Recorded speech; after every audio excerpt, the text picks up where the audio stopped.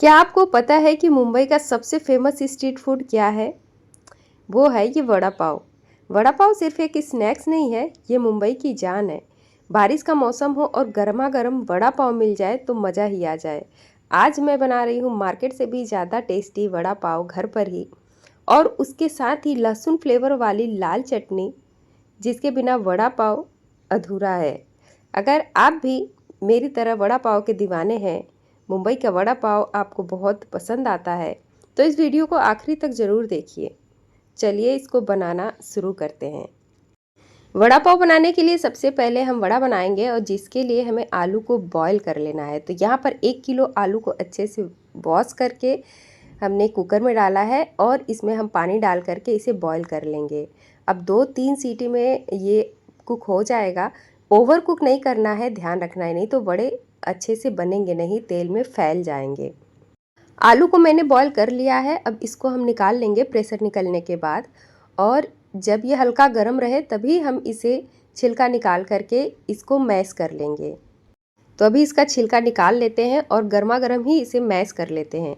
जब आलू गर्म रहे और मैश कर दें तो ये अच्छे से मैश हो जाता है, और इसका कुछ भी बनाना हो तो एकदम परफेक्ट बनता है। चाहे आलू का पराठा बनाए या टिक्की बनाए या वड़ा बनाए, तो एक एक आलू करके इस तरह से मैश कर लेंगे। आलू को परफेक्ट बॉईल करने के लिए इक्वल आलू होना चाहिए, लगभग बराबर होना चाहिए। अगर छोटे बड़े रहेंगे तो इक्वल बॉईल नहीं होंगे। तो यहाँ पर आलू को मैश कर लिया है। अब इसको हमें फ्राई करना है। तो कढ़ाई गरम करेंगे और इसमें हम तेल डाल देंगे 2 से 3 बड़े चम्मच के करीब। बहुत ज़्यादा ऑयल नहीं डाल रही हूँ, मैं राई का तेल डाल रही हूँ। अब इसमें आधा छोटा चम्मच के करीब डाल देंगे जीरा, और आधा छोटा चम्मच के करीब राई। अब ये जब थोड़ा चटक जाए तो हम इसमें डाल लेंगे लहसुन, अदरक और हरी मिर्च को क्रश करके डाला है। यहाँ पर 2 से 3 हरी मिर्च लिया है, 5-6 लहसुन की कलियाँ और एक टुकड़ा अदरक का। ज़्यादा आपको अगर स्पाइसी पसंद हो तो मिर्ची और लहसुन अदरक की क्वांटिटी बढ़ा सकते हैं। अब यहाँ पे बस पिंच भर आप हल्दी पाउडर डाल दीजिए। हल्दी पाउडर की ज़्यादा आवश्यकता नहीं है, बहुत ही थोड़ा डालते हैं।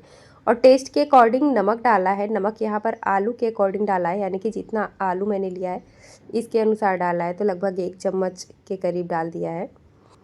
अब इसमें आलू को भी डाल देंगे और इसे हम मिक्स करते हुए भून लेंगे। आप देख सकते हैं आलू बिल्कुल भी चिपचिपी नहीं है, क्योंकि ओवर कुक नहीं किया था मैंने, और गरम पे ही इसको मैश कर लिया था। तो इसी तरह से आलू हमें बनाना है। इसको थोड़ी देर चलाते हुए इस तरह से भून लिया है, मतलब बहुत ज़्यादा इसको भुनना भी नहीं है। और ये हमारा आलू जो है रेडी हो गया है, लेकिन लास्ट में इसमें धनिया का पत्ता ज़रूर डालें। असली फ्लेवर जो है ये इसी से आता है। तो यहाँ पर ढेर सारा मैंने बारीक काट करके धनिया के पत्ते डाल दिए हैं। अब इसको भी अच्छे से मिक्स कर लें। अब जाके इसका कलर और टेस्ट दोनों ही आया है। इसको मिक्स कर लिया है मैंने। अब गैस की फ्लेम को बंद कर देंगे और इसको हम साइड में अभी रखेंगे, क्योंकि गरम गरम है अभी। तो थोड़ा सा नॉर्मल होने देंगे, इसके बाद हम इसके वड़े बनाएंगे। तब तक वो ठंडा होता है तो हम यहाँ पे दूसरी प्रिपरेशन कर लेते हैं, यानी कि चटनी वगैरह तैयार कर लेते हैं। तो यहाँ पर ढेर सारी धनिया की पत्ती डाल दी है हरी चटनी बनाने के लिए, और लहसुन की कली, अदरक का टुकड़ा, 2 हरी मिर्च, और स्वाद के अनुसार नमक डाल करके पीस लेंगे, बिल्कुल सिंपल वे में जैसे आप हरी चटनी बनाते हैं। लास्ट में नींबू का रस डाल दें तो ये हमारी हरी चटनी बन करके रेडी हो जाएगी। अब बेसन का घोल तैयार करेंगे। इसके लिए मैंने यहाँ पे देखिए पैकेट वाला लिया है बेसन, इसलिए इसको मैंने छाना नहीं है, वैसे ये बहुत बारीक होता है। अगर आप थोड़ा मोटा वाला दानेदार बेसन यूज़ करते हैं तो उसे बारीक छन्नी से ज़रूर छान लें, क्योंकि बारीक बेसन से ही परफेक्ट बनता है वड़ा। लगभग 1 से 1.5 कप के करीब लिया है मैंने बेसन, और इसमें हमने नमक, लाल मिर्ची पाउडर, हल्दी पाउडर और थोड़ा सा अजवाइन डाल दिया है। अब साथ में पानी डाल करके थोड़ा थोड़ा इस तरह से घोल तैयार करेंगे। अभी थिक ही रखेंगे, एक साथ ही ढेर सारा पानी नहीं डालेंगे। तो थोड़ा थोड़ा करके पानी डालें। जब अच्छे से इसका लम्स न रहे तब हम इसमें थोड़ा थोड़ा और पानी डालेंगे। बैटर को बहुत ज़्यादा थिक नहीं रखना है और बहुत ज़्यादा पतला भी नहीं करना है। अब यहाँ पे 1 बड़ी चम्मच मैंने चावल का आटा डाल दिया है। इससे वड़ा जो है वो थोड़ा क्रिस्पी बनता है, और जो हम चटनी के लिए चुरचुरा बनाएंगे लहसुन की चटनी, वो भी बहुत ही कुरकुरा बनता है। बेसन को घोलने के बाद इसको 15 मिनट के लिए ढक करके रख देंगे रेस्ट के लिए।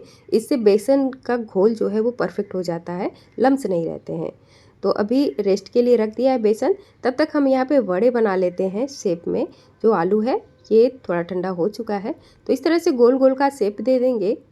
एक एक लोई लेके, जितना बड़ा आपको वड़ा बनाना हो उस साइज़ का ले लेंगे और इसको हल्का सा प्रेस किया है, यानी कि चपटा नहीं किया है लेकिन हल्का सा प्रेस किया है, परफेक्ट शेप आता है इससे। अब इसके बाद हम ये लहसुनी वाली ड्राई चटनी बना लेंगे, जिसके बिना वड़ा पाव अधूरा होता है और असली टेस्ट तो वड़ा पाव में इसी का होता है।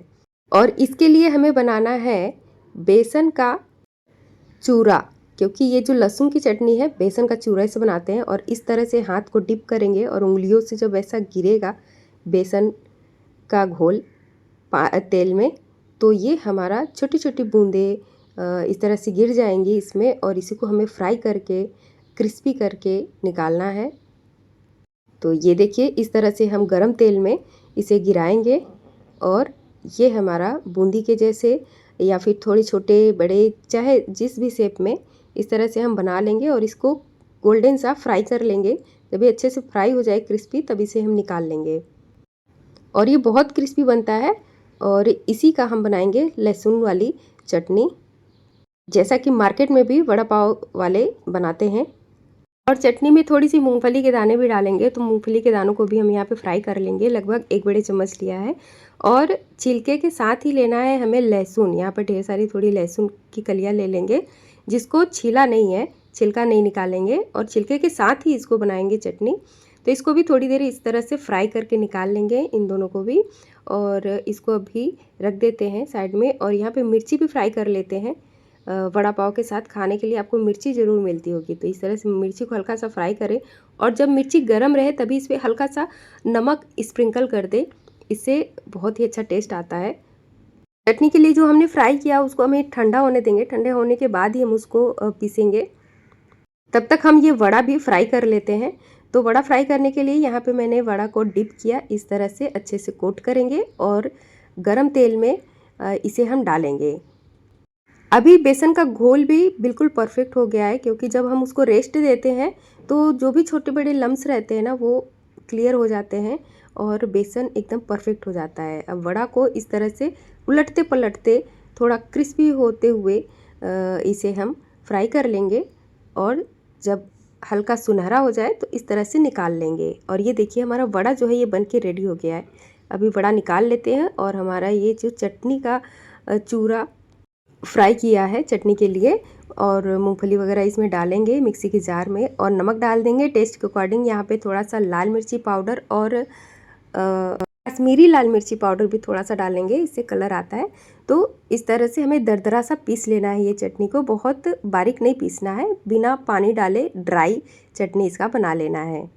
तो ये देखिए, वड़ा भी फ्राई कर लिया है, बिल्कुल गर्मा गर्म है अभी। तो यहाँ पर लेंगे पाव, ये लादी पाव है, और इस तरह से ओपन करेंगे बीच से पाव को। अब एक साइड हम लगाएंगे हरी चटनी और दूसरी साइड हम रखेंगे ये अपनी लहसुन फ्लेवर वाली चटनी, ड्राई चटनी।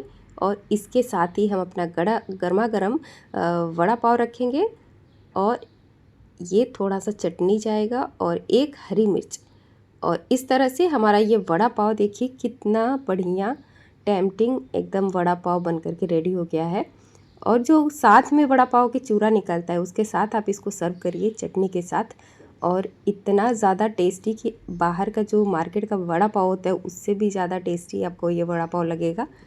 मैंने तो खाया, मुझे बहुत पसंद आया। आप भी एक बार ज़रूर ट्राई करना घर में बना करके। बहुत ही इजी है इसको बनाना, कोई भी ज़्यादा मेहनत का काम नहीं है, लेकिन टेस्ट एकदम एक नंबर आता है। तो वीडियो पसंद आएगा तो लाइक करें, शेयर करें। थैंक